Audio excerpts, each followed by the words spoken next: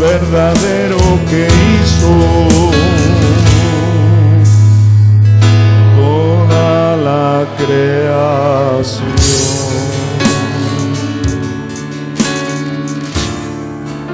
Padre, te damos gracias, Señor, por ser parte de esa creación, Señor. Padre, todo lo que fue hecho, Dios, lo hiciste pensando en tu novia, Señor. Los astros, esta tierra, Señor.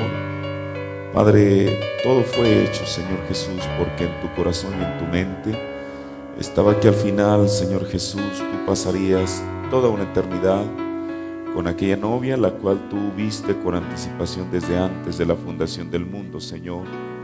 Sin duda alguna, Dios, que tú también viste en esta mañana la oración de tu pueblo, Señor.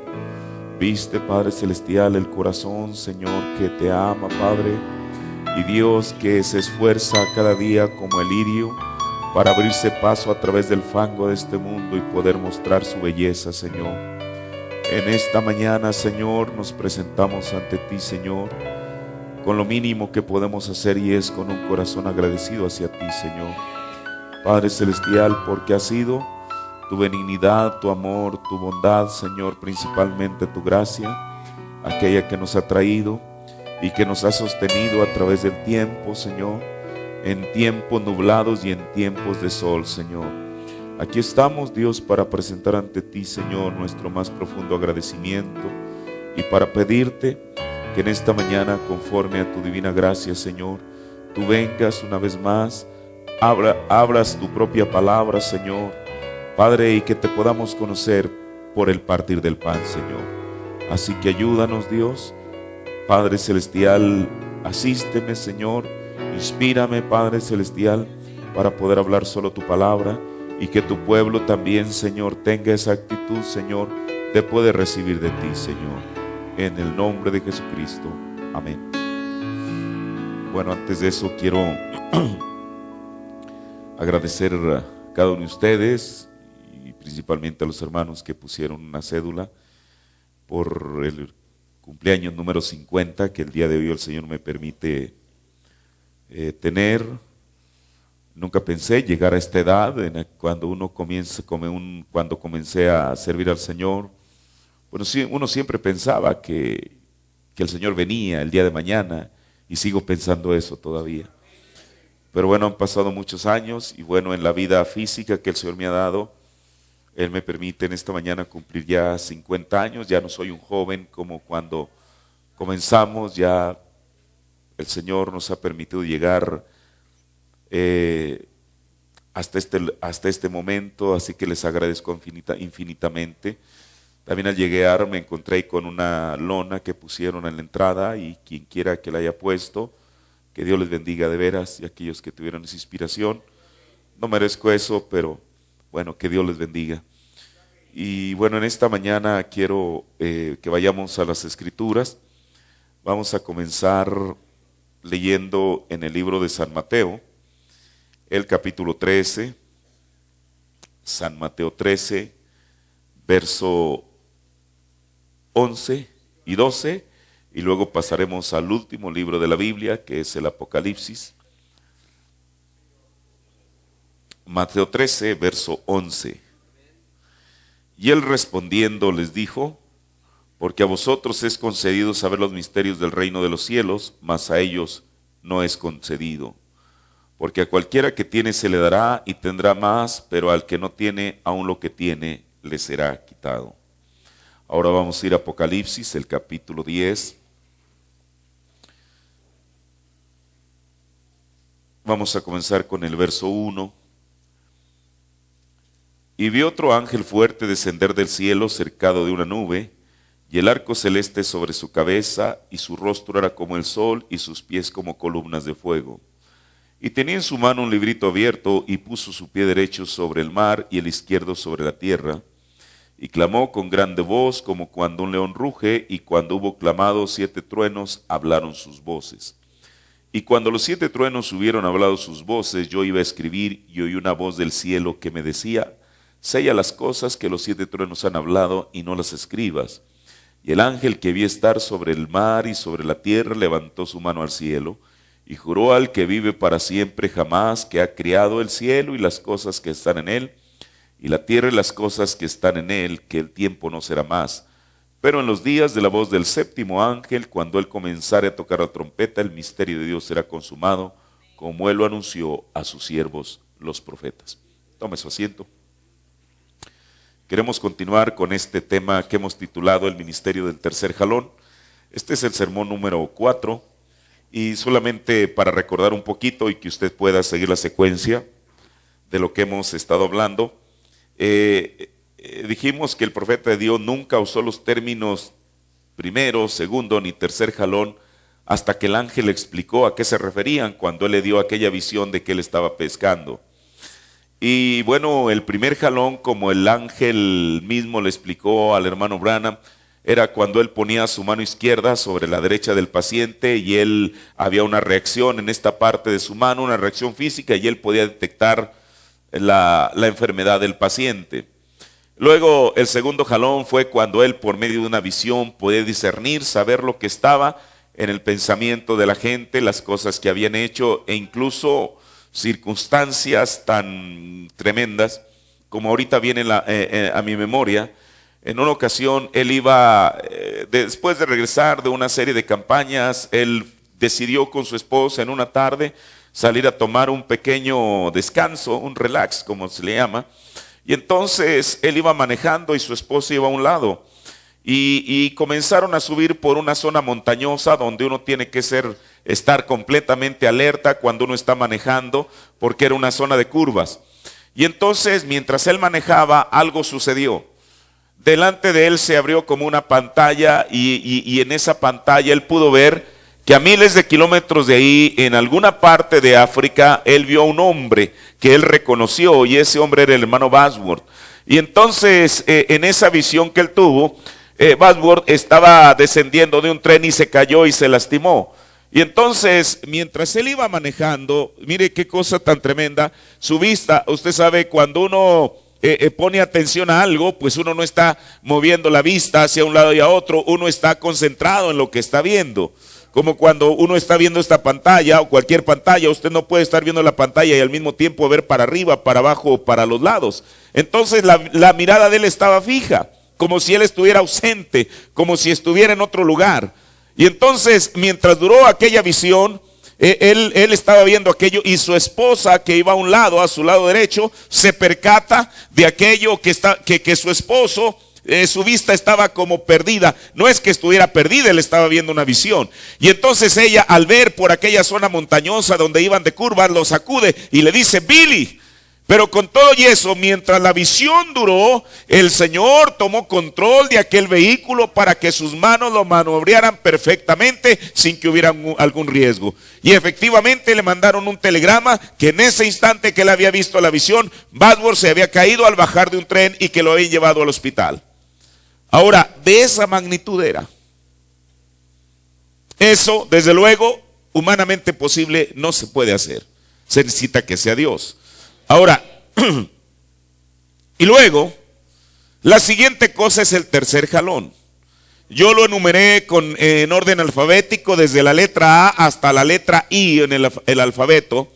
Y quiero en esta mañana comenzar con la primera parte, porque muchas veces uno piensa que el tercer jalón solamente se refiere a una cosa, pero hay muchas cosas que van dentro de eso. Y cada una de ellas al final tiene un propósito. Porque yo no creo en lo absoluto que el Señor le haya inspirado a su siervo a predicar estas cosas solamente para que nosotros las escuchásemos. Ahora las hemos escuchado y creo Dios, ojalá y Dios permita no solamente que las escuchemos, sino que las entendamos y vemos el propósito que Dios tiene para eso. Mire, una de las cosas que yo puse con una letra A es que el tercer jalón son los 7 picos representando el ministerio y la vida del hermano Branham. Yo mandé imprimir esta lona porque me voy a estar basando a ella en esta mañana. Estos 7 picos son aquellos mismos que están dibujados ahí en la parte de atrás, pero yo lo quise hacer para tenerlo más cerca e ir explicando cada una de esas cosas. Yo creo que aún los hermanos de atrás pueden ver esto, ¿verdad? Quizá no alcance usted a leer, pero yo le voy a decir lo que significan cada una de estas cosas. Ahora, uno se pudiera preguntar, bueno, pero ¿qué tiene que ver? Mire, la Biblia dice, el apóstol Pablo dijo que los caminos de Dios son inescrutables. ¿Quién los entenderá? Hay cosas que quizá para la gente le parezcan una necedad. Hay cosas que para la gente le parezcan sin sentido, pero están en el propósito de Dios para cumplir algo. Y voy a comenzar con esto, con los 7 picos, representando el ministerio y la vida del hermano Branham. Mire, estos 7 picos que usted ve son una cadena montañosa, como usted la puede ver, que están cerca de Lima, Montana, en los Estados Unidos. ¿Dónde está ubicado Lima? O bueno, en inglés es Lima, es Lima, para que usted lo entienda. Lima es un pueblo ubicado en el condado de Beaverhead, en el estado estadounidense de Montana. Es un pueblo tan pequeño que apenas en el censo del 2010 tenía 221 habitantes. Un pueblo pequeño. Y cerca de ahí está esta montaña. Mire, usted puede ver todavía, estos son los carriles de una autopista de doble sentido. Cuando el hermano Branham, Dios le dio esta experiencia, era una sola carretera de ida y vuelta, digamos, ¿no? Hoy en día, bueno, así en Estados Unidos, a partir de los años 60 comenzaron lo que eran las autopistas interestatales, que eran carreteras que cruzan de norte a sur y de oriente a poniente de 2 carriles por lado. En los años 50, 60 apenas eran carreteras de un lado de doble sentido. Mira, ahora que fuimos a Colorado, en alguna parte de Nuevo México, bueno, hay una película que se hizo muy famosa hace algunos años que habla de autos y habla de la famosa Ruta 66. Esa ruta, desde luego, era una ruta muy larga desde Chicago hasta Los Ángeles, California, y nosotros nos tocó recorrerla en esta parte. Uno nunca pensaba, ahora es distinto porque es una autopista, al menos en la parte de Nuevo México, ahí está esa parte de la Ruta 66. Pero mire, eso es otra cosa. Comencemos con esto. ¿Cómo es que comienza esta historia de esta serie de picos? ¿Cómo comienza? Hay un antecedente detrás de esta parte del tercer jalón. ¿Dice el tercer jalón? Claro que sí. Mire, ¿dónde comienza? En el mes de octubre de 1962, William Branham tuvo uno de los sueños más extraños que él alguna vez había tenido. Escuche con atención esto. En este sueño, él se veía a sí mismo, o sea, era un sueño en el cual se veía a sí mismo. Pero ¿cómo se veía? Se veía andrajoso, se veía sucio, con una barba crecida de varios días de no rasurarse. En otras palabras, se vio como un vagabundo, él mismo. Ahora, el escenario en el cual él se veía no era menos deplorable, ya que era un paraje oscuro y árido. Y otra cosa, en el sueño él no tenía a dónde ir. Pero no solamente eso, sino que nadie se interesaba por él. Otra parte del sueño es que hacía un frío que calaba hasta los huesos en el sueño. Y él en su sueño, esto le preocupaba, porque de no encontrar algo para calentarse, él corría el riesgo de morir de hipotermia, o sea, de frío.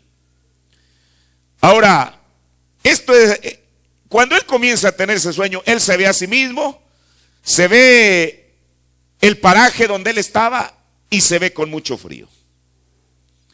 Pero para su alivio, a la distancia, él divisa un fuego. Bueno, si él tenía frío, usted sabe cuando una persona en esta condición, está en esa condición y de pronto ve un fuego, bueno, eso le infunde un cierto ánimo, ¿verdad? Y él caminó en aquella dirección, hacia donde estaba el fuego.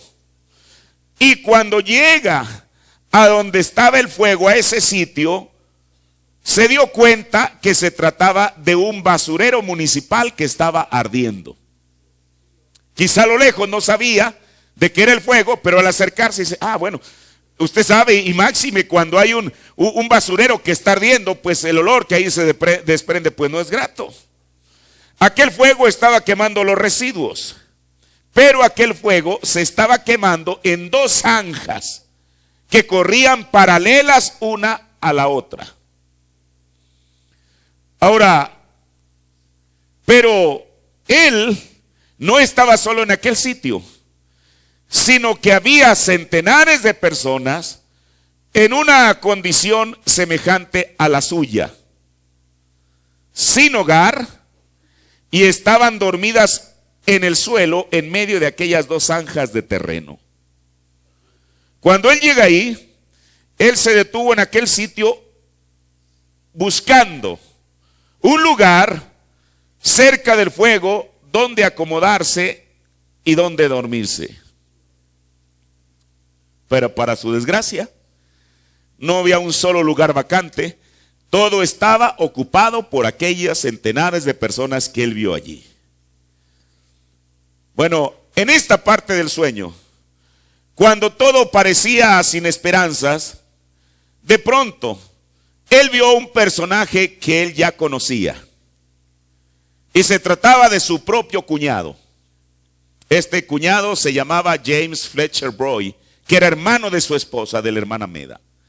En este sueño, Fletcher, su cuñado, se acerca a él y le dice, Billy, yo te buscaré un lugar. Y él lo hace por corresponder a alguna buena voluntad que el hermano Branham había tenido con él y su familia. Y le dice, mira, Billy, tú le diste de comer a mis hijos cuando tenían hambre. Ahora, yo en el sueño, ahora yo te voy a buscar un lugar donde duermas. Todo esto lo estoy sacando del sermón Parado en la Brecha. Solamente que para no leerlo todo, le estoy resumiendo la historia. Si usted tiene ese sermón, léalo. Ahora, cuando Fletcher le dice que le va a buscar un lugar donde él pueda, un lugar caliente para dormir, el hermano Branham sigue a Fletcher pasando por encima o por docenas de personas hasta que encontró un lugar donde podía acomodarse. Mientras Fletcher se iba, se alejaba, el hermano Branham fijó su mirada, esto es en el sueño, en la oscuridad de la noche, y mientras él en el sueño reflexionaba y decía, qué extraño es esto. En un tiempo, el Dios Todopoderoso me permitió guiar a su iglesia. En un tiempo Él me permitió predicar su evangelio y ver a miles de almas salvas. Hombres y mujeres que venían de todo el mundo para hablar conmigo durante unos minutos. Y ahora soy un vagabundo a quien nadie quiere, tengo frío, ¿qué debo hacer? Cuando en su mente él está con ese pensamiento, el sueño termina. Hasta ahí se acaba.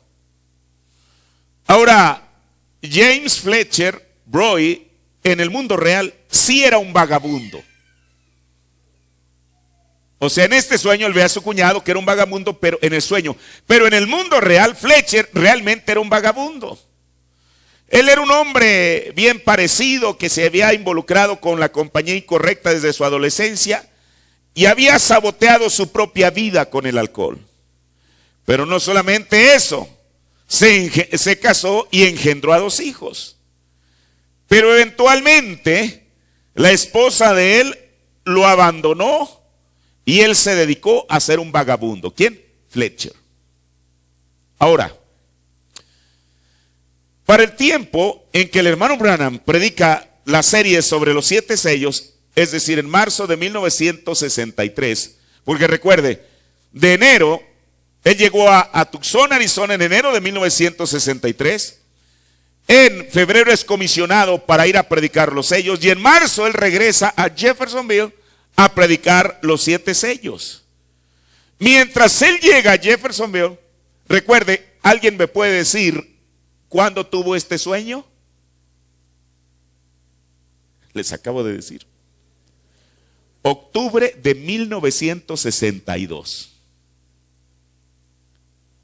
En octubre de 1962 él tiene este sueño. En marzo, él regresa a Jeffersonville para predicar, con la intención de predicar los sellos, lo cual predicó. Y mientras él estaba en Jeffersonville, él fue llamado para que viniese a orar por Fletcher. En octubre pasado ya había tenido ese sueño. Y en el sermón Parado en la Brecha, párrafos 103 y 104, dice el hermano Branham: yo fui a orar por él, un vagabundo. No hace mucho fui a orar por él cuando estuve aquí con los 7 sellos. Se había lastimado. Le dije: Fletch, tengo 2 trajes que quisiera regalarte. Él dijo: hermano Bill, no lo hagas. Y yo sabía que no tenía nada de ropa. Y dije: ¿por qué no aceptas la ropa? Él dijo: no. Y me miró, dijo: ves, tú sabes lo que yo haría con eso. Los empeñaría para emborracharme. Le dije: Fletch, te voy a dar un poco de dinero. Él dijo: no lo hagas, hermano Bill. Yo no quiero que hagas eso. Dice: de corazón es un buen hombre, o sea, su cuñado, pero ha llegado a ser un alcohólico y un vagabundo. Y su esposa ha tomado el camino equivocado. Y de todo le ha pasado al pobre. Ahora, regresemos ahora a marzo de 1963. Después de predicar aquella serie de sermones que contenían, ¿cuál serie de sermones? Los 7 sellos, que contenían las revelaciones más sobresalientes de su ministerio, William Branham ahora regresaba a su residencia temporal, al departamento que él rentaba en Tucson, Arizona. Pero había algo en él. Su estado de ánimo, después de haber predicado la más grande revelación que él hubo predicado, su estado de ánimo no era de satisfacción, o sea, se sentía insatisfecho. Aún después de saber que el ángel del Señor le había revelado sobrenaturalmente cada uno de aquellos misterios escondidos desde antes de la fundación del mundo. Por el contrario, lo embargaba una mezcla de melancolía con depresión. ¿Cómo? Él había llegado a la cúspide de traer lo más maravilloso, que era la revelación de aquellos misterios escondidos, y ahora encontrarse él como persona en este estado anímico. Ahora, bueno, pero ¿a qué se debía? ¿A qué se debía esa condición emocional de él? Hagamos un poquito de historia. Durante los 16 años pasados, o sea, de 1963, en cuenta regresiva hacia atrás, 16 años, él se había esforzado y literalmente había llegado a estar exhausto en orar por los enfermos y afligidos. Esa había sido la comisión que el ángel le había dado y él la había cumplido a cabalidad. Pero ahora el Señor lo había traído a una etapa más elevada, donde ahora lo primordial no era tanto orar por los enfermos o discernir a la gente, sino que ahora era predicar el mensaje para el cual él había sido llamado. Había sido comisionado. Mire, espero que usted no se esté confundiendo con las fechas. ¿En qué mes tuvo el sueño? Octubre de 1962. En marzo del 63, él va a Jeffersonville. El ángel aparece cada día y le revela los sellos. Pero entonces su estado anímico parece que eso como que resulta contraproducente. Ahora, apenas en septiembre de 1962, y si no estoy equivocado fue el 9 de septiembre, o el 8, él predica en septiembre de 1962, él le había expresado a los creyentes de su propio tabernáculo en Jeffersonville, Indiana, la condición actual de su ministerio. Y predicó el sermón que hablaba precisamente sobre ese tema, el presente estado de mi ministerio, que nosotros lo escuchamos aquí en la iglesia el año pasado. Bueno, yo no sé si alguien se acuerda, yo me acuerdo que vine. Presente estado de mi ministerio. Cuando el profeta habla de ese sermón, él toma Segunda de Timoteo capítulo 4. Pero antes de entrar al tema, él nos recuerda y nos dice que cuando el Señor, la vez, escuche, desde que él puso la primer piedra de su tabernáculo, cuando él vio en aquella mañana, vio a su tabernáculo exactamente lleno, la gente en los pasillos, vio exactamente como estaba, y vio dos árboles, un ciruelo y uno de manzano, representando uno a los trinitarios y el otro a los unitarios, y cada uno estaba dando su propio fruto, ¿verdad? Y entonces él veía cómo es que cada árbol daba de su propio fruto, y dice que él nunca mezcló los frutos. Debajo de cada árbol estaba un recipiente y ahí colocó las manzanas debajo del manzano, y debajo del ciruelo está otro recipiente y ahí colocó los ciruelos. Y entonces el Señor le dijo que la mies era mucha, pero los obreros eran pocos. Pero también le dijo, en la visión, dijo, cuando salgas de esta visión, recuerda esto, haz la obra de evangelista. Ahora, él recuerda eso. Pero en el siguiente versículo, después donde dice Pablo que le dice a Timoteo que haga la obra de evangelista, el hermano Branham coloca esa porción de la escritura en el inicio de su ministerio. Pero después de eso, Pablo comienza a decir que él estaba por terminar su carrera, que había peleado la buena batalla, que había guardado la fe, que había terminado la carrera. Y el profeta dice en ese sermón que él no había notado esa segunda parte, pero no solamente eso, sino que después de ahí Pablo comienza a quejarse de que todos lo habían desamparado. Dijo, solamente Lucas está conmigo. Ahora, mire, el que él predicara el presente estado de su ministerio, él quizá no lo podía haber predicado en las campañas, en algún otro auditorio. Lo estaba predicando ante la gente en su propia iglesia, que conocían su trayectoria y su ministerio. Ahora, pero el saldo de todos aquellos años de esfuerzo, del 46, 47 hasta el 62 y parte del 63, parecía ambiguo.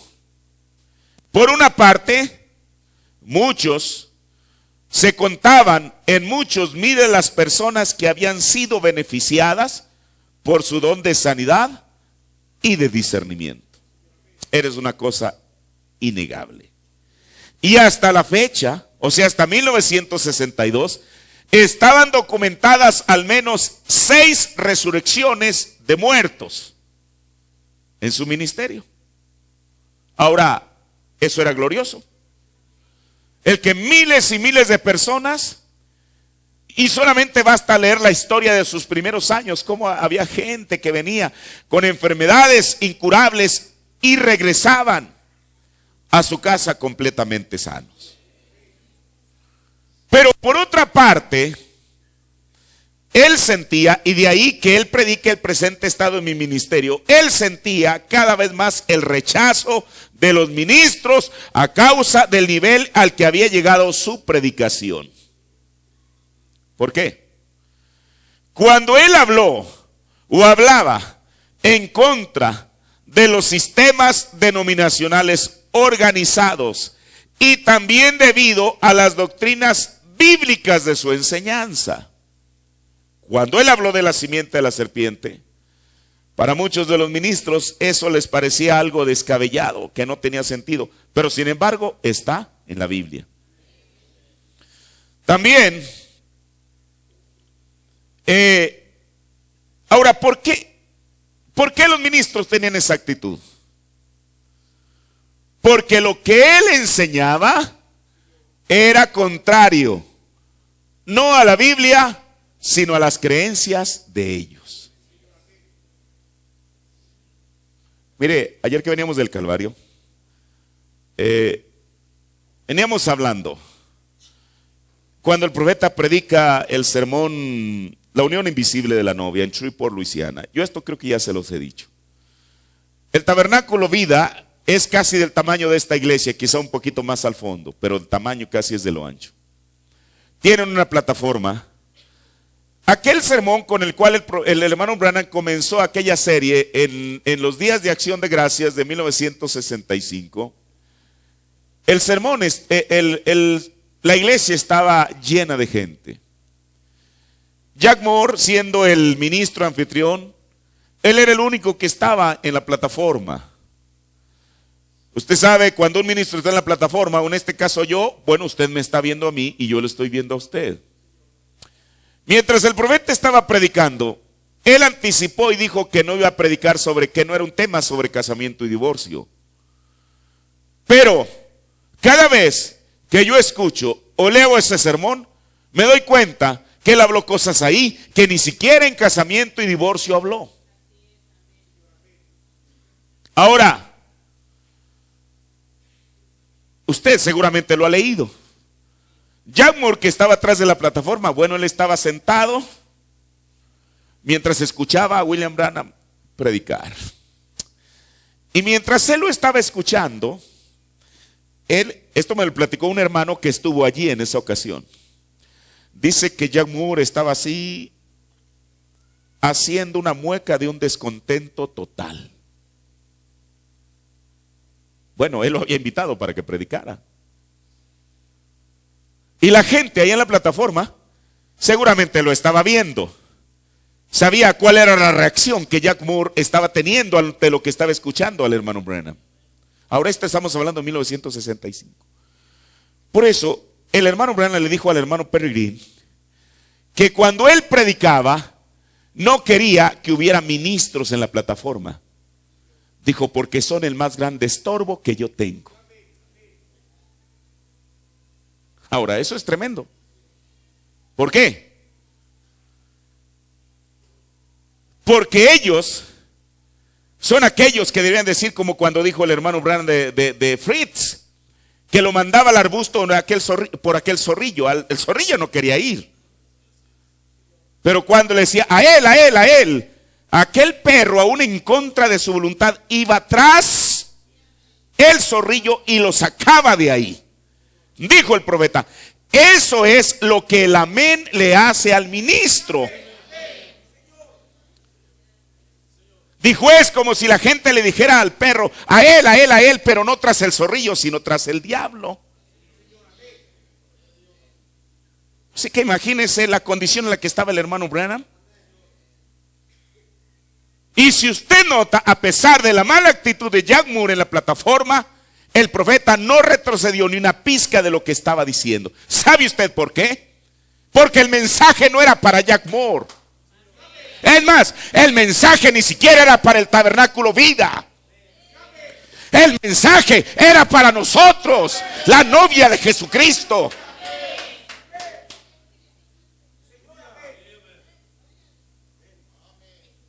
Ahora, no solamente los ministros se enojaban, sino además de otras muchas personas, principalmente las mujeres, porque les censuraba la manera en que se vestían y en que se ataviaban y en que se conducían.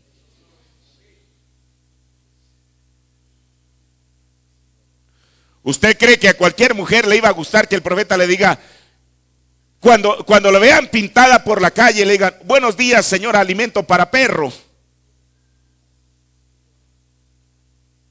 Eso es lo que dijo el hermano Branham. Dijo meat dog. ¿Qué es un meat dog? Ese es un alimento para perro. Hablando de Jezabel. Ese era el evangelio. Ahora, ¿por qué él predicaba de esa manera?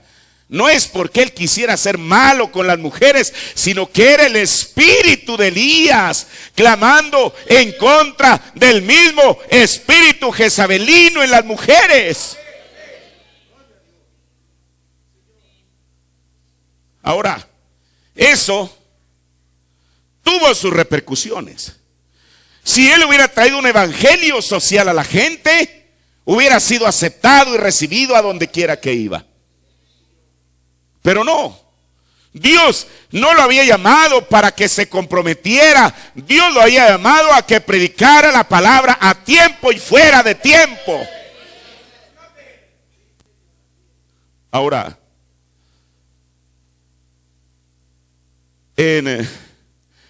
como para despejarse un poco después de haber terminado aquella serie tan gloriosa y maravillosa sobre los sellos, y salir del estado de ánimo, decidió tomar unas vacaciones cortas y viajar a Columbia Británica en Canadá, en compañía de su hijo Billy Paul Branham y de dos de sus síndicos del tabernáculo, de Banks Wood y Roy Robertson, en un viaje de cacería. Para despejar su mente, dijo, me voy a ir a Canadá y voy a ir a un viaje de cacería. Cuando regresaron, viniendo de Canadá hacia el sur, sus síndicos, Roy Robertson y Banks Wood, tomaron en dirección a su mano izquierda hacia Jeffersonville y él siguió hacia el sur, hacia Tucson, al oeste.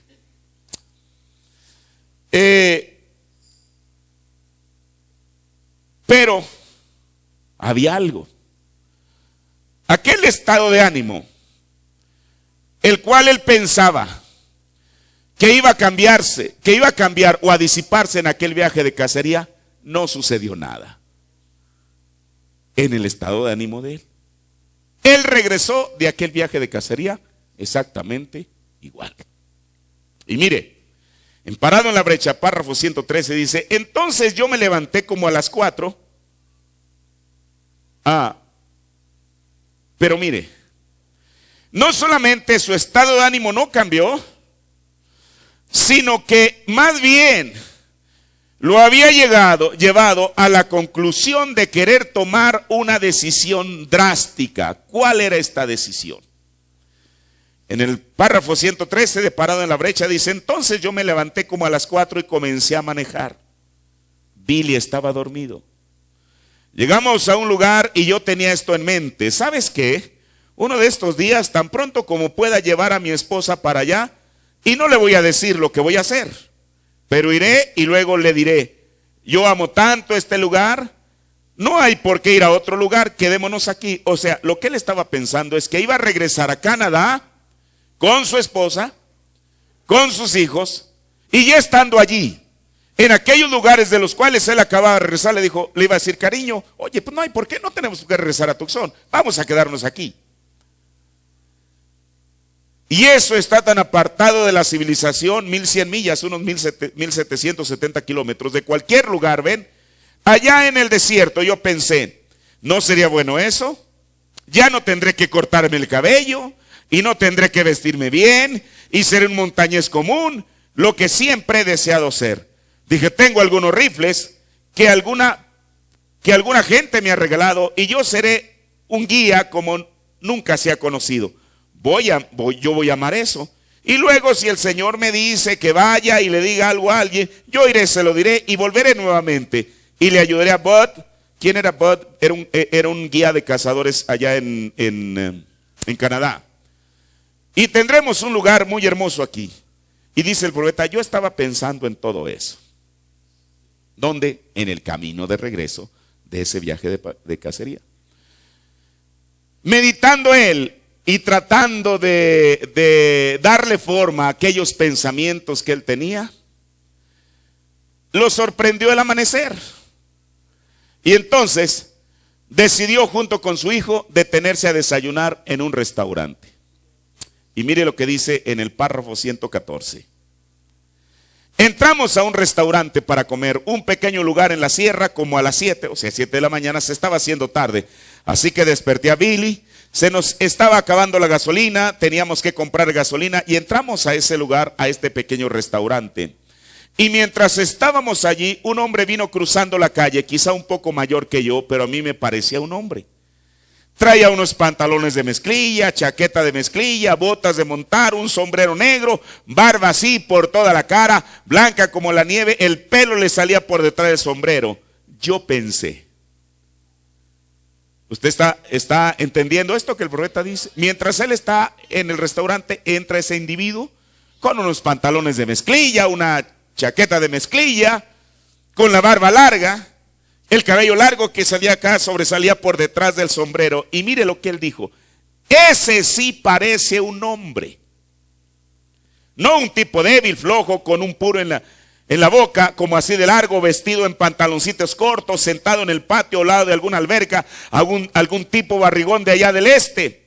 Perdónenme esa expresión, pero sin embargo, para mí este tipo parecía un hombre duro, áspero. Parecía que él vivía a donde Dios hizo que él viviera, y yo lo estaba admirando. Él entró al restaurante y pidió unos panqueques. Había como 15 o 20 personas. Él tuvo que destornudar, y ustedes saben cómo hacen algunas personas. ¡Achú! Perdónenme, pero ese soltó un estornudo sano del bosque. O sea, el hombre se desahogó, ¿verdad? Vaya, parecía que las ventanas se iban a reventar. Cuando lo hizo, nadie se atrevió a decir algo. No, señor, yo dije: Billy, ahí está un hombre conforme a mi corazón. Él dijo: ay, papá, tú no quieres ser así. Ese soy yo en el futuro. Ven, yo dije: ese soy yo.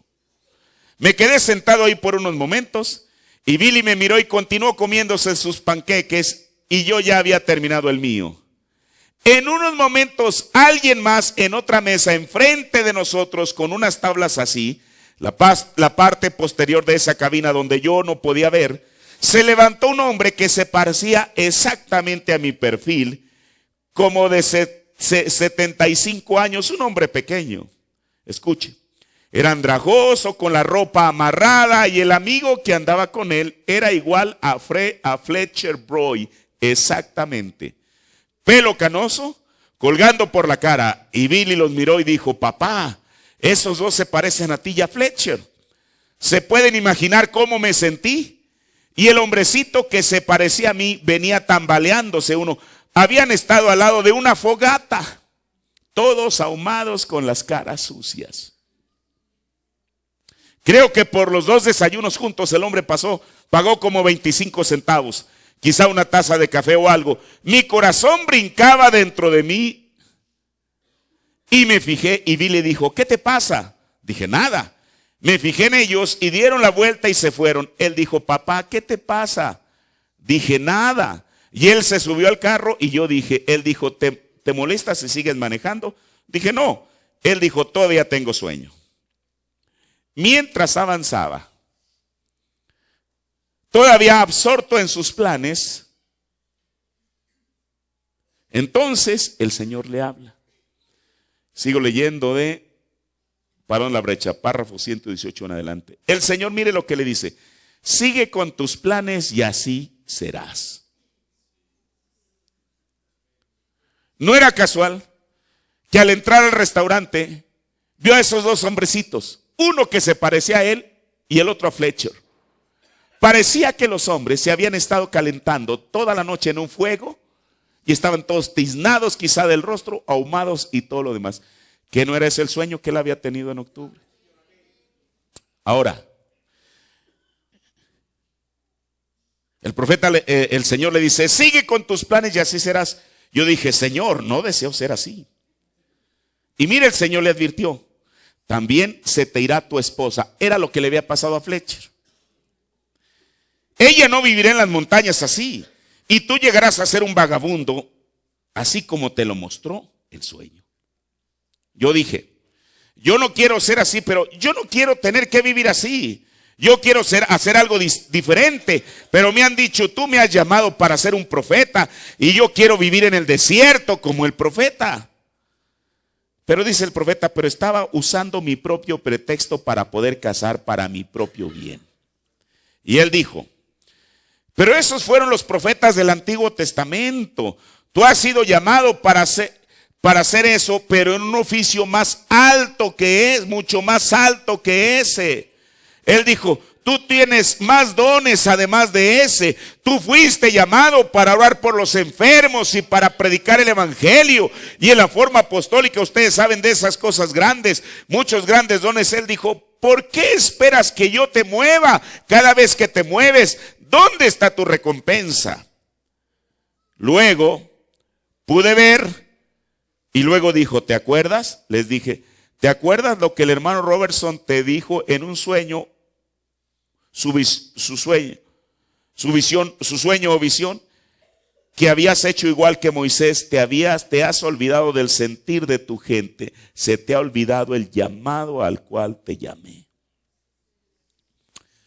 Dice el profeta, yo dejaba a los enfermos sin atención. Yo deseaba que el Señor me dijera a dónde ir y a dónde no. Eso no es correcto. Me había creado un complejo porque la gente no ponía atención a mi mensaje. Dice, Dios me perdone, dice, que yo trate de comparar esta vida con la de Moisés, pero es exactamente lo que Moisés hizo. La gente no lo escuchaba. Cuando él vino para libertarlos, entonces él los dejó quietos y se fue al desierto. Pero Dios le dio la vuelta y él se había olvidado completamente de la gente allá sufriendo. Entonces yo dije, Señor, si eso es correcto, ¿cómo podría yo ser capaz sin educación, apenas con educación de primaria? Y la gente parada en filas y en todas partes para escuchar el evangelio sencillo. Es más, es mayor ahora que lo que fue bajo el antiguo pacto. Él subió a lo alto y dio dones a los hombres. Ven, Jesucristo el mismo va a ir por los siglos. Y luego yo estaba hablando y escuchaba que me hablaba a mí y se fue. Y yo dije, Billy. Y él estaba bien dormido. Yo dije, Billy, ¿eras tú? Ni siquiera se despertó. Yo pensé, Señor Dios, bajé la velocidad del carro. ¿Qué significa esto? Dije, Billy, Billy. Y él dijo, ¿qué quieres? Yo dije, ¿me estabas hablando? Dijo, no, ¿por qué? Y dije, te quiero decir algo. Yo tuve un sueño no hace mucho. ¿Te acuerdas que vimos aquellos que se parecían a mí y a Fletch? Pregúntale a mamá cuando llegues a Tucson. Yo le conté este sueño. Y Billy, hay algo que está pasando, está sucediendo ahora mismo. Algo me estaba hablando y yo pensaba que eras tú. Él me miró un poco raro, esperé un poquito, seguimos hablando. Y en unos momentos él nuevamente se quedó dormido. Y yo estaba manejando, pensando en qué podía significar eso manejando por la carretera. De repente ahí venía de nuevo. ¿Y sabe qué es lo que le dice el Señor? Párrafo 128. Él dijo, vuelve. ¿No te dije yo allá en el principio que hicieras el trabajo de evangelista? Cuando yo te llamé allá en el río, no te dije, así como Juan el Bautista fue enviado para precursar la primera venida. ¿No fue Juan más que profeta? Jesús lo dijo. ¿Qué salisteis a ver? Un profeta dijo más que un profeta. Mientras el hermano Branham está meditando en estas cosas, intentando entenderlas, una vez más el Señor le dice, aquí es donde comienza mi tema. Y ahora mientras Billy y yo continuamos por la carretera, Billy se durmió de nuevo y esto me dijo, te daré una señal eterna. Si yo le pudiera poner un título al sermón de esta mañana sería eso, una señal eterna. Y yo dije, Señor, que esperé unos momentos y nada sucedió. Dije, Señor, ¿qué es la señal eterna? Y esperé unos momentos y en ese momento miré hacia Billy. Él estaba dormido. Él dijo, te daré una señal eterna. Nuevamente dijo, mira hacia el oeste de donde estás. Cuando el Señor le dice que mire hacia el oeste, dice, y volteé la cabeza así en la camioneta para mirar, iba muy despacio, y oh hermano, el Espíritu del Señor. Yo sentí como que podía clamar y llorar, y miré y vi una montaña con picos blancos. ¿Por qué blancos? Porque estaba nevada. Dije, yo no sé, ahí no veo ninguna señal eterna. Imagínese usted, viendo esta misma montaña, claro, blanca porque estaba nevada. Si el Señor le dice, esta es una señal eterna, él voltea y la mira y con honestidad dice, Señor, yo no veo ahí ninguna señal eterna. Él dijo, tu nombre está escrito en todo esto. El nombre de él. Bueno, cuando él voltea, lo que vio al mirar fue un grupo de montañas al poniente de él. Había dos picos pequeños, luego un pico más grande, luego un pico más pequeño, luego un pico más grande, y luego, al final, un pico, el último, grande, y luego un último pico pequeño antes de llegar al final de la montaña.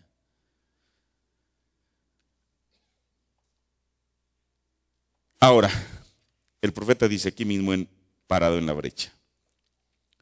Yo pensé, ¿qué es eso? Y me puse muy débil y comencé a detenerme. Billy se levantó y dijo, ¿qué pasa contigo? Yo tenía las manos dobladas así, el sudor estaba cayendo de mi mano y estaba nevando. Y dije, Billy, algo está pasando. Yo sé de una ocasión en que hice mal, yo sé que le he fallado a Dios y parecía que podía escuchar ese himno y ver miles de personas mezcladas, cojos, mancos, ciegos y paralíticos, escuchando a un coro la voz de alguna voz conocida cantando, atormentado por el enemigo. Dice, ustedes conocen el himno. Llegó Jesús y al diablo derrotó. Yo podía ver las líneas de los enfermos por todos lados y tenía que pararme. Billy no sabía lo que estaba pasando y miré hacia arriba. Me detuve y me fijé en la montaña y vi los 7 cerros. 1, 2, 3, 4, 5, 6, 7.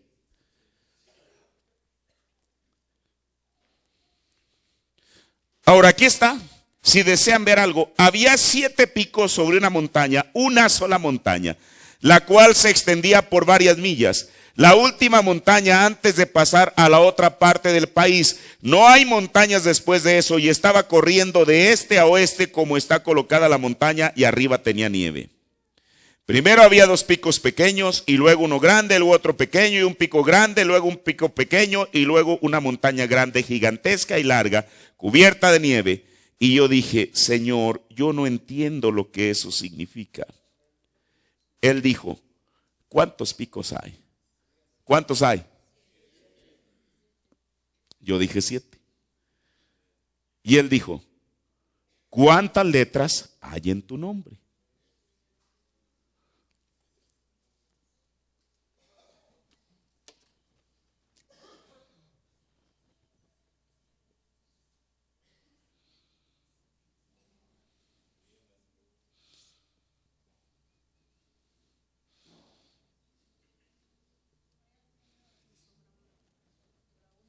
No, una L, perdón, hermano, sí, tienes razón.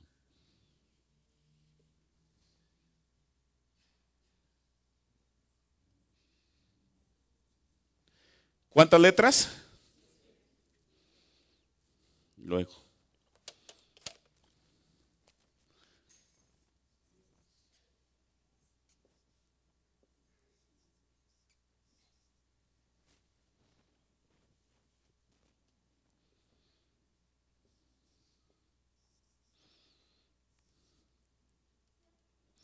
Perdón. Voy a poner el segundo nombre de él.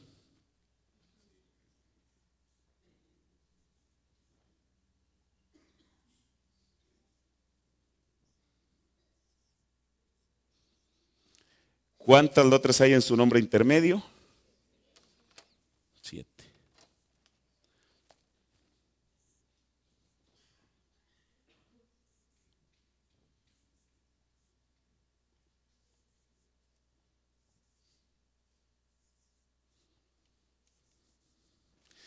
¿Y cuántas letras hay en su apellido? 7. Y mire lo que él dice.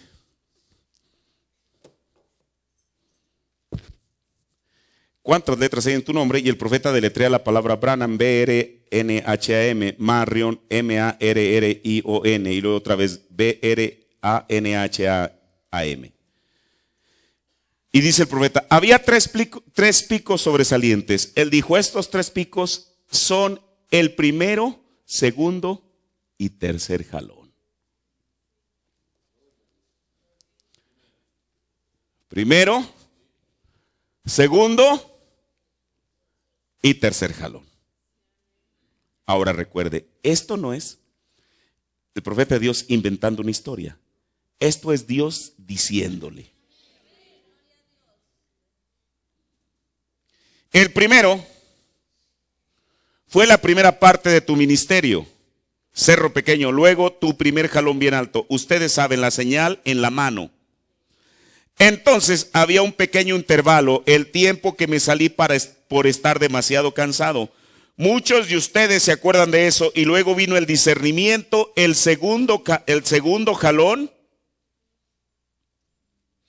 Ahora, yo he tenido otro, ya van unos cuantos años de picos pequeños. Ahora, otra vez, como cuando no había comenzado en mi ministerio, y luego vino el tercero. 3 es el número de cumplimiento. ¿Ven? El tercero. El pico más alto era 5. 5, 6, 7. 5, número de gracia. Y el siguiente pico era 7, número de perfección. En fin, en 6 días trabajarás. El séptimo es el reposo. Y el fin de la semana, el fin del tiempo. Ven, me detuve, se lo mostré a Vile y los miré. Y él me dijo, el Señor le dijo, que eso permanezca. Si alguna vez hubiera una duda en tu mente, acuérdate de este lugar, vuelve aquí. Eso es lo que el Señor le dijo. Pero a medida que avanzaban por la carretera, su hijo Billy Paul le llamó la atención a un escenario. Esto está en el párrafo 156. Billy me tocó en el hombro y me dijo, papá, mira al este, o sea, al lado contrario donde están los picos. ¿Cómo es que esto ocurrió? Yo no sé, pero allí mismo, al lado de la carretera, estaba ese basurero ardiendo. Millas y millas de cualquier ciudad, un basurero mugroso ahí, al lado izquierdo de la carretera. Entonces, por eso el Señor le dijo, sigue así como vas. Y ya sabes lo que vas a terminar. Entonces, mientras va avanzando, él a su mano derecha ve esto. Más adelante, y mire, yo tengo las fotos ahí del lugar, ahí. Eso no es algo inventado, eso es real. Yo tengo las fotos del lugar precisamente donde termina el cerro, ahí termina, hay como unas vías del tren que están allí. Y ahí está el sitio exacto donde estaba el basurero ardiendo. Ahora, yo quiero que note. Qué gran lección de haber sido para el hermano Branham el saber que de haber seguido con sus planes, allí estaba el basurero ardiendo, esperándolo. Fletch, él era un pordiosero de por sí. Pero aquello que él había visto en su sueño, ahí estaba exactamente esperándolo, para que terminara tal y como el Señor se lo había mostrado en el sueño de octubre del año anterior. Pero más allá de su nombre, esta cadena montañosa cuenta la propia vida del profeta. Mire, y aquí es donde voy a entrar. Examínamelo un poquito.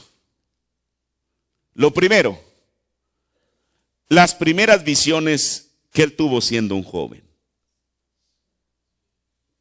Lo segundo, la conversión cuando él comenzó a salir al ministerio. Todavía aquí él no era comisionado por el ángel.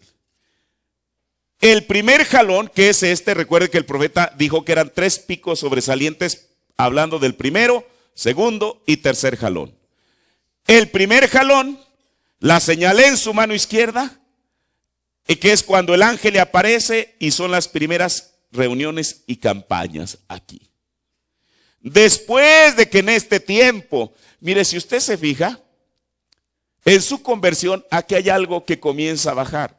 Es cuando los ministros le comienzan a decir que aquellas visiones que él tenía eran del diablo. Ya vimos eso. Por eso el Señor, el ángel, lo primero que le dice para quitarle aquello de su mente, lo que la gente le decía, es que lo llevó a la escritura. Así como nosotros lo hemos visto a través de la Biblia en los sermones pasados, que aquellas visiones que él tenía, tenían un respaldo en la escritura. Aquí está el primer jalón. Luego, aquí comienza a exponer las doctrinas como pastor del tabernáculo Branham. Pero después de esto, viene un asunto en el cual él dura 5 años fuera del ministerio por un asunto de impuestos que el gobierno lo llevó a juicio. ¿Sabe la historia? ¿Cuál era la historia?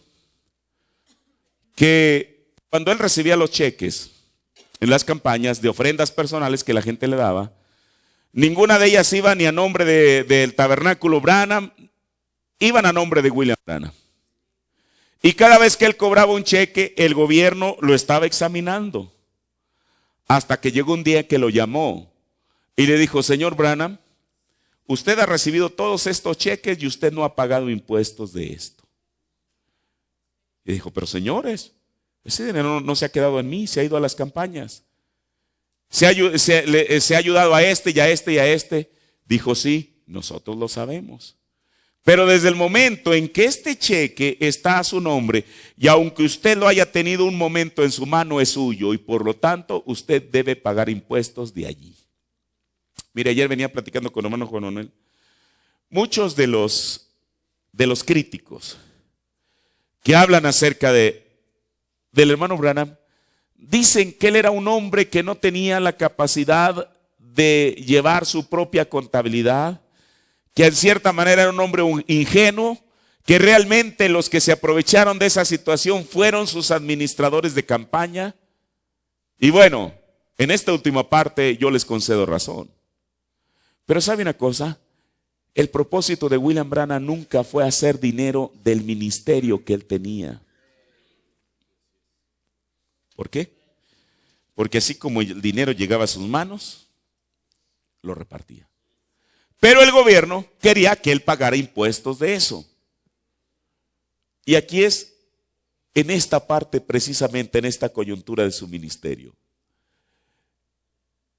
Entonces, sigue este pequeño pico donde él comienza a salir al campo otra vez.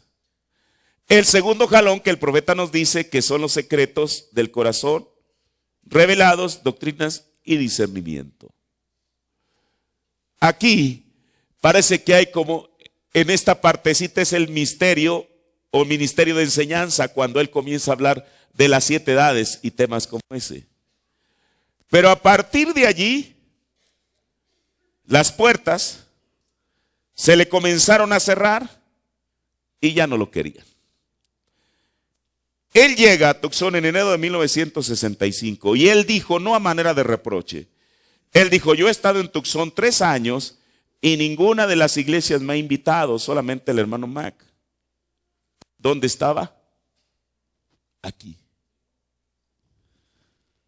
Luego, aquí en esta parte, vienen los eventos previos a que él predicara los 7 sellos.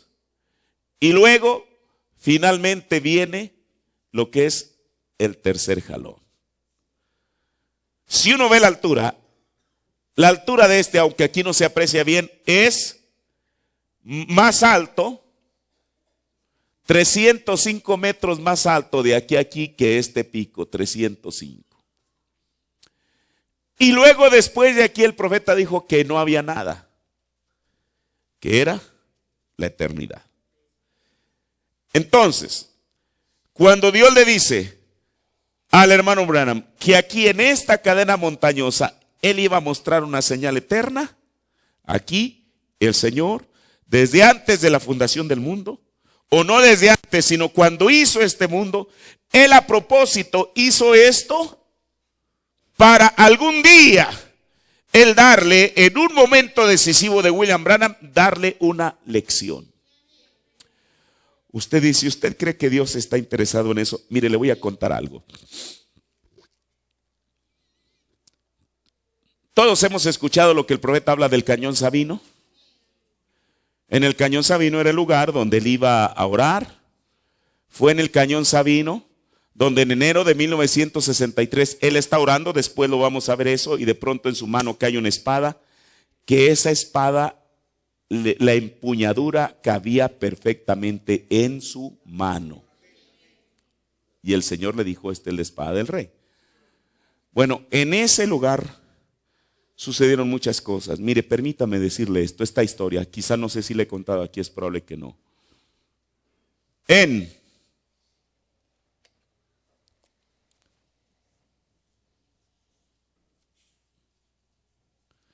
1933, no sé si a usted le suene ese año. En 1933 habían pasado 4 años de la Gran Depresión económica en los Estados Unidos. Escuche. 1, o más bien lo voy a poner al revés. 3 de cada 4 estadounidenses estaban desempleados. 3 de cada 4. Para tratar de ayudar un poco, el gobierno de los Estados Unidos hicieron un programa en el cual el gobierno mismo creaban empleos temporales para la gente desempleada. Ese programa eventualmente comenzó a abarcar los Estados Unidos hasta que llegó a Arizona y eventualmente a Tucson. El gobierno de ahí de la ciudad de Tucson, queriendo dar empleo a la gente, pensaron en algo. Afueras de Tucson, en aquellos años quizá estaba lejos de la ciudad, hoy en día ya está las faldas de la ciudad casi, o los límites de la ciudad están casi a las faldas del Cañón Sabino. Hicieron un programa de empleo temporal porque quisieron hacer una vereda que fuera por todo el Cañón Sabino hasta el fondo del Cañón Sabino. Emplearon personas que trabajaran allí haciendo aquella vereda. Resulta que en su camino, ahí porque es un cañón, hay cerros de ambos lados, abajo pasa un arroyo. Si usted mira de Tucson hacia el Cañón Sabino, está a su mano derecha, para el lado donde sale el sol. En el trazo que hicieron los topógrafos para esa vereda del Cañón Sabino, se encontraron con una roca enorme. ¿Y qué fue lo que hicieron? Bueno, si la roca se interponía en el trazo del camino, habría que quitar la roca. ¿Qué fue lo que hicieron? En la base de la roca, a partir de donde comienza a sobresalir del suelo la roca, hicieron unos barrenos, pusieron unos cartuchos de dinamita y volaron la roca. Yo estuve ahí hace casi 2 años. Y en el piso de la roca usted todavía puede ver los medios círculos así, donde estuvieron incrustados los cartuchos de dinamita. Cuando explotan aquella roca, no toda la roca, porque de ahí comienza el precipicio, no toda la roca va cayendo hacia abajo, sino que esa roca se parte en 2. ¿En qué año? 1933. La roca se parte en 2. Esta parte que cae, como aquí está el arroyo hacia el precipicio, unos 25 metros quizás hacia abajo, comienza a rodar hasta que llega al arroyo. Y esta otra parte se queda adherida al cerro. 1933. El trazo de la vereda sigue y mucha gente iba y venía por esa vereda. En 1965, el hermano Branham está en Tucson y en septiembre, no tengo la fecha, puede ser que sea el día 21 de septiembre, él va a orar. Él hizo varios viajes a diario al Cañón Sabino. En uno de esos viajes, él baja al arroyo a beber agua. Y usted debería estar la pendiente, está empinada, está así. Y él viene subiendo otra vez para retomar la vereda. Y sube exactamente al punto donde está esta roca que se quedó adherida al cerro. Quizá llega limpiándose el sudor, cansado, jadeando. Y entonces se va así sobre la roca para descansar un poco. Y esa roca tiene esta forma. Claro, está mucho más grande. Es esta. Haz de cuenta que aquí donde yo estoy parado está la roca. Apenas está el pequeño de la vereda. Incluso yo tomé unas fotos y uno no puede acercarse más allá porque está del precipicio. Uno se puede acercar quizá de lado, pero no hacia el frente porque de ahí está el precipicio. Él está volteado y entonces el Señor le dice: ¿qué está enfrente de ti? Él se trata de alejar un poquito de la vereda porque no está lejos del precipicio.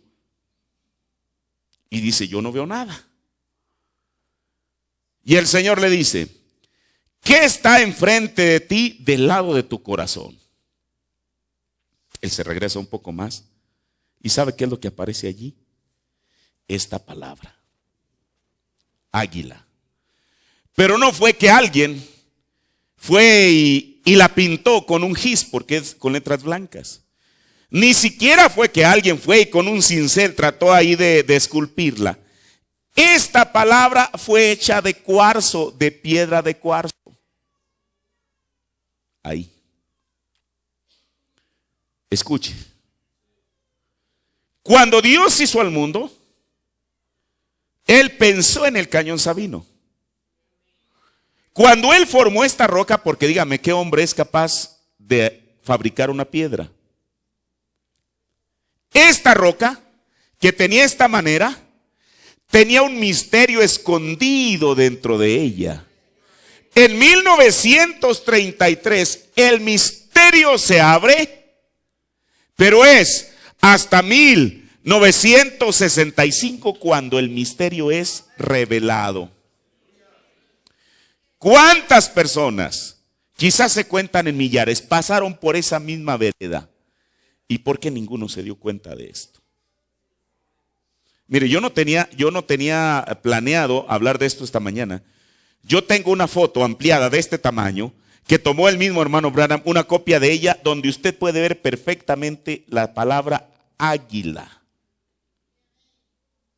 Dígame, ¿qué hombre, qué mujer puede fabricar eso?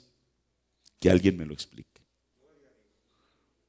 Por eso, yo creo que desde antes de la fundación del mundo, Dios, cuando hizo a la tierra, hizo estos 7 picos, porque Él sabía que algún día su profeta estaría queriendo desertar del ministerio, porque ¿cuántos creen que Dios es omnisciente?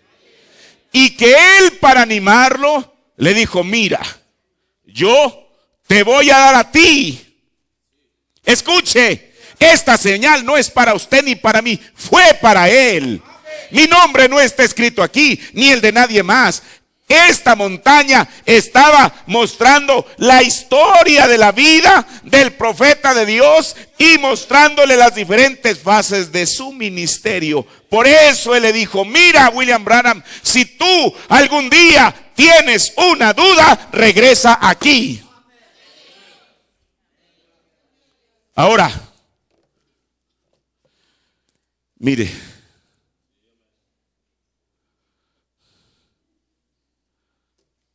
por eso era el nombre del hermano Branham que estaba escrito por todos los picos.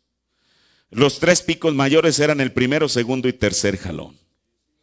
Y el Señor le dice: si alguna vez hubiera una duda en tu mente, acuérdate de este lugar y vuelve aquí. Ahora, esa es una buena recomendación incluso para nosotros, para recordar que aquellos picos representan la vida del hermano Branham y que ese séptimo pico, ¿era qué? El tercer jalón. Ahora, también es importante que los dos primeros jalones eran presentados, y con picos pequeños, representando como si su ministerio todavía no fuera, y luego viene el tercero. En Almas Encarceladas, párrafo 310 al 312, dice el profeta: si no hay pregunta en el primero y segundo jalón, ¿alguno de ustedes tiene una duda? ¿Alguno de ustedes tiene una duda de lo que era el primer jalón en el ministerio del profeta? ¿Tiene una duda de lo que era el segundo jalón en el ministerio del profeta? Dice, ¿hay alguna duda en sus mentes tocante al primero y segundo jalón? ¿Se cumplieron exactamente como él dijo? Dice el profeta, mire, entonces, ¿por qué cuestionan el tercero? Esto lo predicó en Jeffersonville. Yo me pregunto, le estaría diciendo a las gentes, ¿tienen ustedes duda de esto, del primer jalón, que fue la señal en su mano? ¿Tienen duda del segundo jalón, que fue el discernimiento? Cualquier persona, ya hemos leído libros que ni siquiera son del mensaje, donde las personas dijeron que esto era 100% exacto. Ahora, pero el profeta pregunta, si ustedes no tienen dudas sobre este y sobre este, ¿por qué cuestionan este? Mire, esto que está diciendo William Branham tiene un peso enorme. ¿Por qué? Porque a través de la cinta, él nos está diciendo a nosotros en esta mañana y a alguien más, donde quiera que esté, si ustedes no tienen ninguna duda del primero y del segundo jalón, ¿por qué están cuestionando el tercero? Esto es lo que ha causado polémica en el mensaje, que no debería. Porque si uno tan solo estuviera dispuesto a creer palabra por palabra lo que un profeta dijo, no tendríamos por qué cuestionarlo. Después vamos a ver del primero, segundo y tercer jalón de Noé, del primero, segundo y tercer jalón de Abraham, del primero, segundo y tercer jalón de Moisés y del primero, segundo y tercer jalón de Jesús.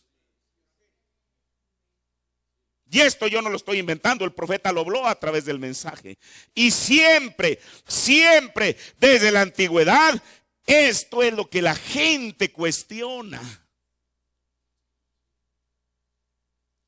Por eso el profeta está preguntando, ¿por qué cuestionan el tercero? ¿Ven?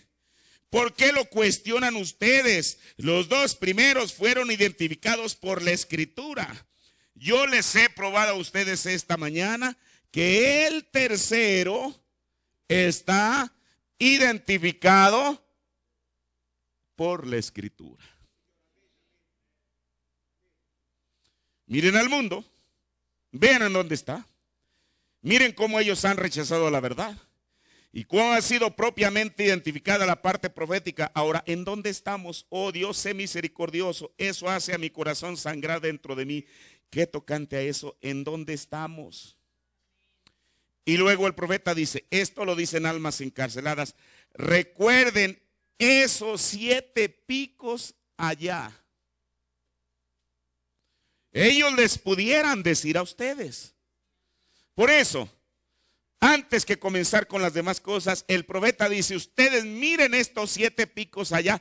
Ellos les pudieran decir a ustedes.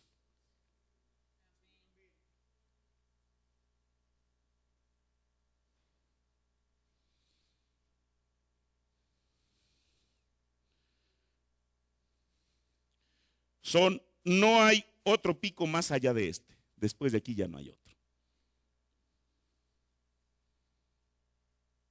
Está en la divisoria continental. Entra directamente en el desierto de allí en adelante, la eternidad se establece.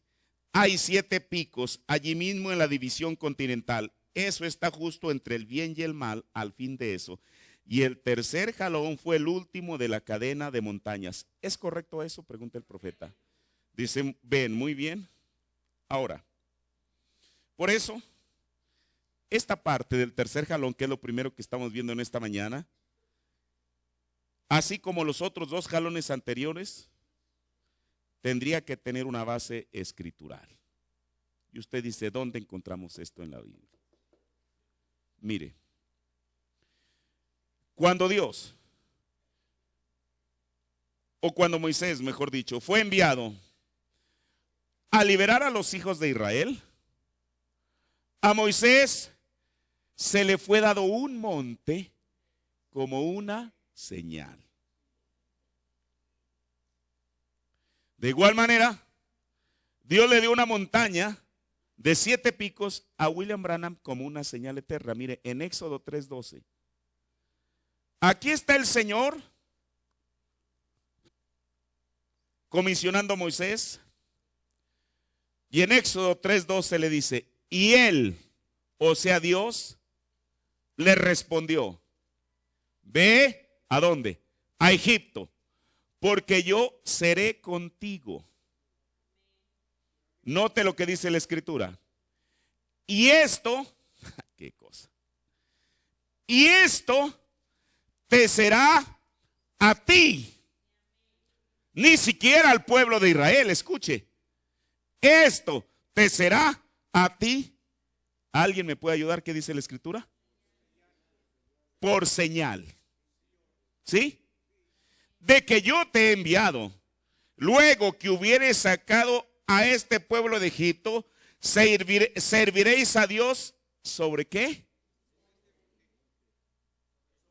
Sobre este monte. O sea, el Señor le está dando a Moisés un monte como una señal.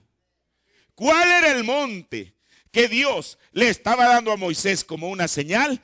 Era el monte Sinaí. Hoy en día, para cualquier judío, donde quiera que esté, el monte Sinaí es una señal de identidad, porque lo asocian con el profeta Moisés, porque fue del monte Sinaí de donde salieron las leyes. Hoy en día, y yo espero que realmente la novia de Jesucristo encuentre una identidad hoy en día, de acuerdo a la escritura presente, de acuerdo al tiempo presente, en una montaña que Dios le dio a su profeta como señal. Hoy en día, ningún judío está avergonzado de decir que fue en el monte Sinaí a donde Moisés los llevó inmediatamente después de salir de Egipto. ¿Por qué le dijo a Moisés? Mira, Moisés, este monte te será por señal. Este monte te va a ser por señal a ti para que tú traigas al pueblo aquí. Ahora, hoy en día, hermano, escuche, Moisés le dijo, el Señor le dijo a Moisés que el Sinaí le iba a hacer ese monte. El monte Sinaí le iba a hacer a él como una señal. Pero en el siglo XX, el Señor magnificó eso y le dijo, va a ser a ti no como una señal, sino como una señal eterna. Por eso, el Señor le ordenó a Moisés que los llevara ahí. No es que usted y yo tengamos que ir forzosamente, si alguien lo puede hacer, qué bien. Pero no es que forzosamente tengamos que ir a este sitio. Pero que recordemos que todo esto está hablando de la trayectoria y el ministerio de un profeta. Y que el Señor aquí escribió la W, aquí la I, aquí la L, aquí la otra L, aquí la W, la I, la L, la L, la I, la A y la M. Bueno, quizá lo expresé mal. Son los 7 picos. 1, 2, 3, 4, 5, 6, 7. Aquí escribió cada una de las letras del nombre. Es más, usted sabe que el apellido del profeta originalmente no tenía la H. Tenía 6 letras. ¿Dónde fue que apareció esa letra? Mire, Dios todo lo hace para que obre su perfecta voluntad. Todo tuvo que ver cuando el padre de él tuvo una riña allí en Kentucky y dejó a un hombre sangrando ahí en un charco de sangre que lo daban por muerto. Él sale huyendo de Kentucky a Indiana y le dijo a su esposa: yo me voy a poner en contacto contigo, pero con otro nombre. ¿Lo dice eso en la historia de su vida? ¿Y qué hizo? El hombre, para que el gobierno no lo rastreara, por inspiración, le pone una H. Él no sabía lo que estaba haciendo. Pero aún, en esa circunstancia, Dios le dio la inspiración a ese hombre. Él no sabía nada de eso. A él no le tocó ver esto. Pero para que el nombre William Marion Branham estuviera escrito en cada uno de los picos de este monte. Hermano, esto no es una idea tonta ni descabellada. Esto es la palabra de Dios siendo manifiesta a nosotros en nuestro tiempo. Ahí está. Y mire, ya voy a terminar con esto. Perdón, ya otra vez se me fue el tiempo. Mire. Entonces, mire lo que dice el profeta en el mensaje del tercer Éxodo, párrafo 52 al 53. Él está leyendo esta escritura, esta para predicar al tercer Éxodo, y luego dice, perdónenme, y luego lee la parte del versículo donde dice, cuando hayas sacado de Egipto al pueblo, serviréis a Dios sobre este monte. Dice el profeta, no habiéndome fijado antes, pero sintiéndome muy profundamente inspirado por el Espíritu en esta mañana, mientras leí esa escritura, dice, acabo de captar eso. Dios enviando a su siervo de nuevo al lugar de donde había corrido. Él le dio a él una señal en un monte. Dice el profeta, nunca lo había notado hasta ese momento. Cuando él predica el tercer Éxodo, una semana después que él cuenta toda la historia que ya vimos de parado en la brecha, lo predica un 23 de junio por la mañana. El tercer Éxodo lo predica el siguiente domingo, el 30 de junio, y dijo, yo mismo nunca había notado. Él ya había narrado todo esto. Pero él dijo, yo nunca había notado esto hasta ahorita que estoy leyendo la escritura donde el Señor le dice a Moisés, cuando hayas sacado de Egipto al pueblo, serviréis a Dios sobre este monte. Y luego dice, él le dio a él una señal de un monte. Nunca había notado hasta ese momento. Esto será una señal eterna para ti. ¿De quién está hablando? De Moisés. Dice el profeta, ¿ven? Por eso el Señor le dio a Moisés el monte Sinaí como una señal, pero a William Branham se le dio un monte de 7 picos como una señal eterna. ¿Por qué una señal eterna? Estoy terminando. Mire, en Isaías 7:14, el Señor le dio una señal al pueblo de Israel. ¿Cuál era esa señal? Por tanto, el Señor os dará una señal. Una virgen concebirá y parirá un hijo y llamará su nombre Emmanuel. Mire, el profeta tomó esta escritura muchas veces para predicar el sermón una super señal.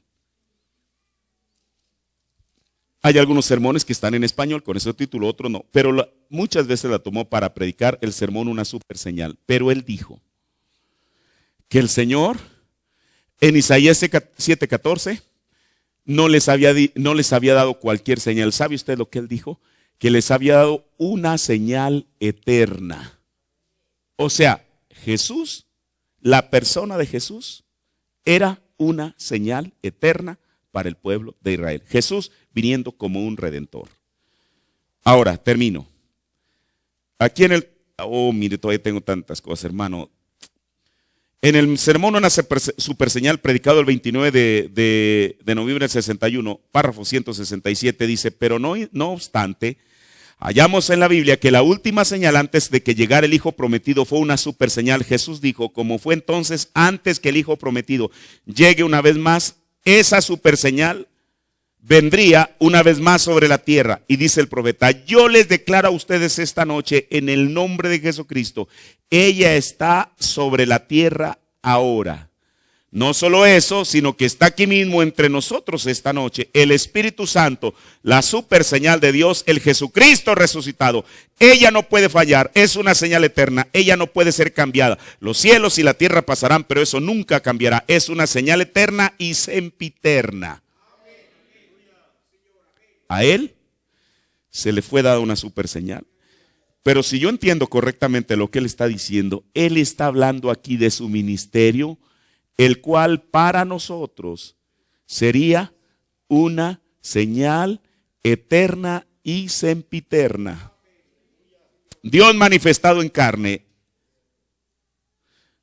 Dios se ha dado a conocer en carne humana. Termino, ya, ahora sí voy a terminar. Mire, no es extraño que el hermano Branham habla mucho más sobre su tercer jalón que de los dos anteriores combinados. Eso muestra la importancia del tercer jalón tanto para el profeta como para nosotros. Pero Dios no solamente testificó que en esta montaña estaba escrito de William Branham, sino que en el estado de Montana donde está esto, ha atestiguado de ello. En un área de 80 millas, escuche, y ahí está el internet si usted quiere verificarlo, en un área de 80 millas donde está esto, hay unos picos que ¿sabe usted cómo se llaman? Permítame 5 minutos, yo sé que ya usted está cansado, pero yo tengo que terminar esto.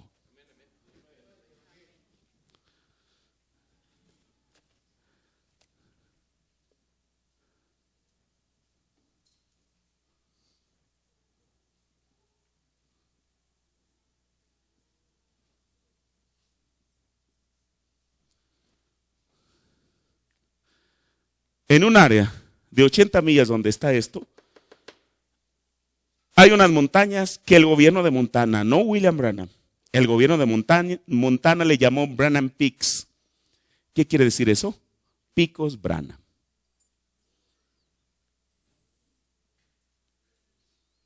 Y si usted piensa que no estoy diciendo la verdad, vaya al internet. En Montana, ¿por qué no en Arizona, en Idaho, en donde sea? ¿Por qué allí? Bueno, ahí no termina todo. Por eso no quiero irme sin decir esto. Allí mismo, en esa área, hay algo más que le llaman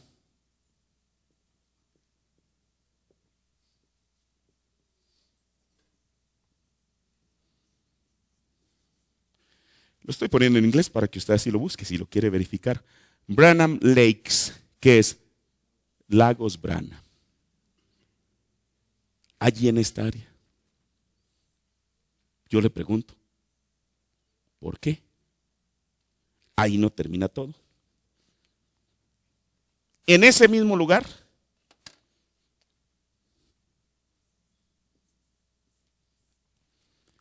usted busca en el buscador en Google. Hay un lugar en esa misma área que se llama Branham Soil. ¿Qué quiere decir esto? Suelo Branham. Hermano, esto es demasiado para que sea cierto. Pero es verdad. Mire, yo hace tiempo escribí un artículo para la página en internet que le titulé Una señal eterna y de ahí saqué estas notas que estoy haciendo, las que hablé esta mañana. Mire, en esto dice, hay un anuncio que declara Lagos Branham. O se lo voy a leer tal y como lo tengo aquí. Montañas Branham. o Lagos Branham. Hay una zona de acampar con un lago, con el área de acampar de Lagos Branham en el lago, y efectivamente se hace alarde de truchas arcoíris que se sacan del lago.